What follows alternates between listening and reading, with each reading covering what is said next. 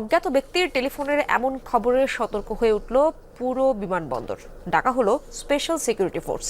চারদিক থেকে ঘিরে ফেলা হলো অবতরণ করা বিমানটিকে। কয়েক মিনিটের শ্বাসরুদ্ধকর অভিযানে যাত্রীদের উদ্ধারের পর নিষ্ক্রিয় করা হলো বোমাটি। তবে এটি সত্যিকারের কোনো ঘটনা নয়। জরুরি পরিস্থিতিতে উদ্ধার অভিযানের সক্ষমতা ঝালাই করতে শাহজালাল বিমানবন্দরে চালানো হলো বিশেষ নিরাপত্তা মহড়া। নাহিদ ইসলামের ক্যামেরায় আরো জানাচ্ছেন আব্দুল্লাহ তুহিন। ওয়ালটন টেলিভিশন মাত্র 25,490 টাকায় পাচ্ছেন গুগল টিভি। কক্সবাজার থেকে উড়ে আসা -8 মডেলের বিমানটিতেই শক্তিশালী বোমা থাকার খবর আসে। কিছু বুঝে ওঠার আগেই বাইরে থেকে ঘিরে ফেলল এয়ারফোর্স, এপিবিএন, র্যাবের সমন্বয়ে বিশেষ নিরাপত্তা বাহিনী।